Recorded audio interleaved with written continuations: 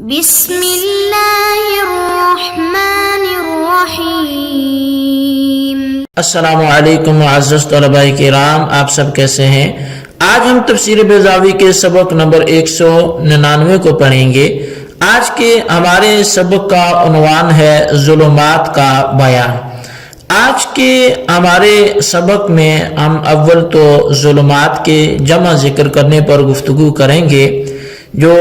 ماقبل آیت ہم نے سبق میں سنی کہ فی ظلمات لا یبصرون، تو اب وہ فی ظلمات جو جمع ہے، یہ جمع کیوں ہے، تو اس پہ ہماری ایک گفتگو ہوگی۔ اور دوسرے نمبر پہ جو ہماری گفتگو ہونی ہے وہ لا یبصرون کا مفعول مذکور نہیں ہے، متروک ہے، تو اس کی کیا وجہ ہے۔ اور تیسری پھر جو ہماری بات ہوگی وہ یہ آیت مثال کس شخص کے لیے ہے، اس پر بھی ہمارا کلام ہوگا۔ تو بلا تاخیر ہم سب سے پہلے آج کے سبق کی عبارت سے اس کا آغاز کرتے ہیں، ترجمہ کرنے کے بعد پھر اس کی وضاحت کی طرف بڑھیں گے۔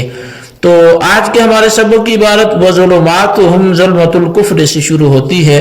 مصنف علیہ رحمہ لکھتے ہیں وَظُلُمَاتُهُمْ ظُلْمَةُ الْكُفْرِ وَظُلْمَةُ النِّفَاقِ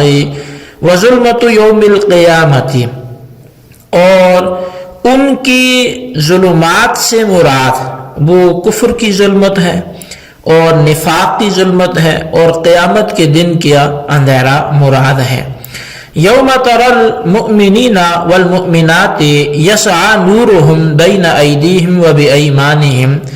کہ اس دن کے جب تو مومنین کو اور مومنات کو دیکھے گا کہ ان کا نور ان کے آگے اور دائیں بائیں وہ جا رہا ہوگا۔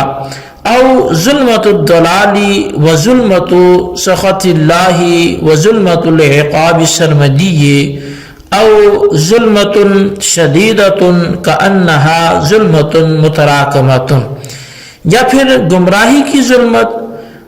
اور اللہ کی ناراضی کی ظلمت اور اس کے ہمیشہ والے عذاب کی ظلمت، یا وہ سخت ظلمت مراد ہے گویا کہ جو تہ در تہ ظلمت ہو۔ ومفعول لا یبصرون من قبیل المطروح المتروک فان الفعل غیر متعد، اور لا یبصرون کا جو مفعول ہے وہ از قبیل متروک ہے،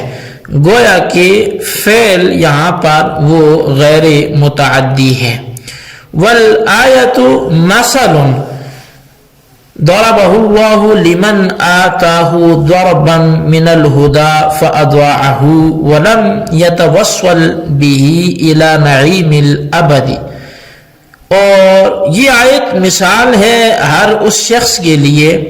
کہ جس کے لیے اللہ تبارک و تعالی نے ہدایت کی کوئی بھی قسم اس کو عطا فرمائی ہو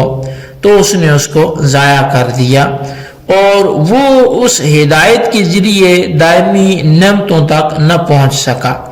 فبقی متحیرا متحسرا تقریرا وتوضیحا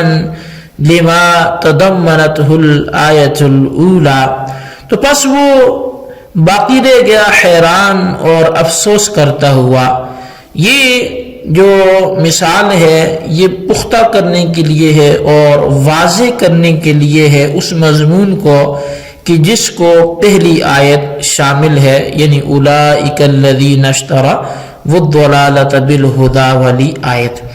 جی طلبہ کرام، یہ تھی ہمارے آج کے سبق کی عبارت اور اس کا ترجمہ۔ اب آئیے اس کی وضاحت کی طرف بڑھتے ہیں۔ تو سب سے پہلے ہمارا کلام وہ ظلمات پر ہی ہوگا، جیسا کہ میں نے پہلے عرض کیا تھا کہ یہ وظلماتہم والی جو عبارت ہے یہ ظلمات کے تعدد کو ثابت کرنے کے لیے ہے، چاہے بنورہم کی ہم ضمیر منافقین کی طرف لوٹے یا پھر وہ مستوقد کی طرف لوٹے۔ ہر صورت میں سوال یہ اٹھتا ہے کہ قرآن کریم نے ظلمات کا جو لفظ ہے یہ جمع کا صیغہ استعمال کیوں کیا؟ اگر جمع کا استعمال کیا تو اس سے معلوم یہ ہوتا ہے کہ یہاں کئی ایک تاریکیاں موجود تھی، تو جب کئی ایک تاریکیاں تھی تو وہ کیا تھیں پھر؟ تو اب جب ضمیر مستوقدین کی طرف لوٹے تب تو جواب واضح ہے کہ رات بھی تھی، بدلی بھی تھی، گھٹا کی تاریکی بھی تھی، تو یہ مل ملا کر کئی ایک ہو جاتی ہیں۔ اور اگر اس کا مرجع بنورہم کا وہ منافقین ہوں تو پھر اس صورت میں وہ کئی ایک تاریکیوں سے کیا مراد ہوگا، تو قاضی صاحب نے انہی کے حوالے سے ذکر کیا۔ تو قاضی صاحب نے دوسری توضیح میں روز قیامت کی ظلمت بھی شمار کرائی اور فرمایا کہ وہ ظلمات اس وقت کی تاریکیوں سے مراد کیا ہے، وہ کفر کی تاریکی بھی ہے، وہ اپنی کفر کی تاریکی میں بھٹک رہے ہیں، وہ نفاق کی تاریکی بھی ہے، اور پھر وہ قیامت کے دن کی تاریکی بھی ہے۔ اور اس بار چونکہ قرآن کریم کی آیت وہ شاہد بھی ہے، دال بھی ہے کہ اللہ تبارک و تعالی نے قرآن کریم میں ارشاد فرمایا کہ تری المؤمنین والمؤمنات یسعی نورہم بین ایدیہم و بایمانہم، کہ تم دیکھے گا مومنین اور مومنات کو کن کا نور ان کے آگے آگے دوڑ رہا ہوگا۔ تو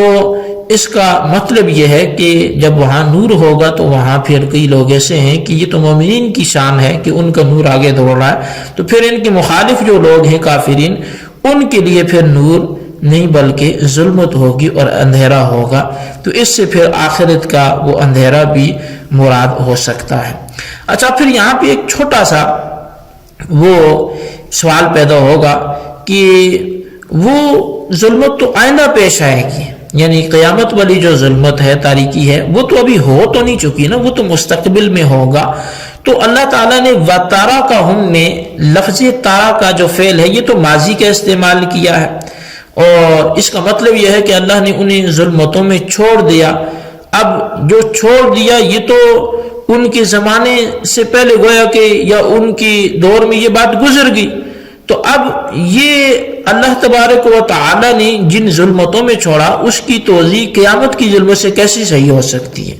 تو اس کا جواب یہ دیا جا سکتا ہے کہ روز قیامت کی جو ظلمت ہے وہ ظلمت نفاق اور کفر کی مثالی صورت ہوگی، لہٰذا اس کا شمار بھی ان کے زمرے میں ہو سکتا ہے۔ اچھا، اب اس کے بعد جو لا یبصرون کا مفعول متروک کیا اور اس کو ذکر نہ کیا، اس کی وجہ پہ ہم غور کرتے ہیں، چونکہ اول ظلمات کو جمع کیوں ذکر کیا گیا اس پر ہماری وضاحت ہو چکی۔ اب بات یہ ہے کہ لا یبصرون کا مفعول کیوں نہ ذکر کیا گیا، تو اس کا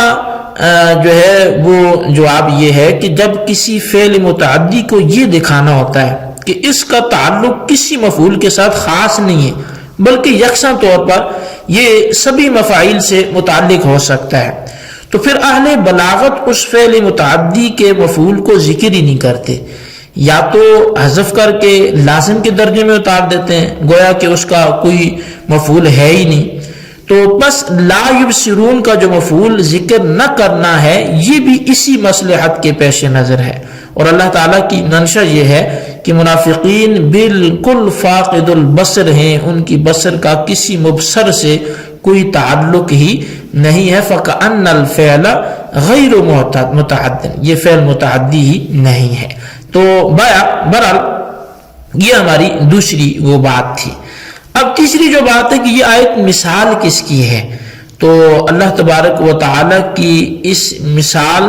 کا وہ مشار الیہ کون لوگ ہیں، تو اس پر قاضی صاحب نے جو بات کی ہے وہ والآیۃ مثل ضربہ اللہ سے کی، کہ یہ آیت ہر اس شخص کے لیے مثال ہے کہ جس کو اللہ نے کچھ بھی ہدایت دی اور اس نے ضائع کر دی،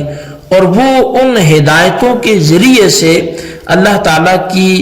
دائمی نعمتوں پر وہ نہ پہنچ سکا اور ان تک رسائی حاصل نہ کر سکا۔ اب یہاں پر شیخ زادہ نے کچھ اضافہ کیا اور کہا کہ وہ ہدایت کی قسم خواہ ایمان ہو، خواہ وہ دلائل عقلیہ اور نقلیہ کا علم ہو، خواہ وہ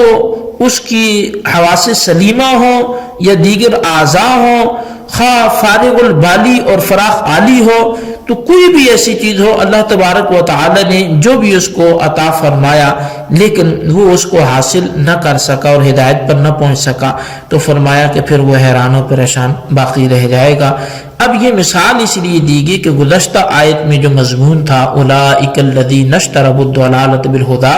وہ اس سے واضح ہو جائے، چونکہ یہ مثال سے اس مضمون کو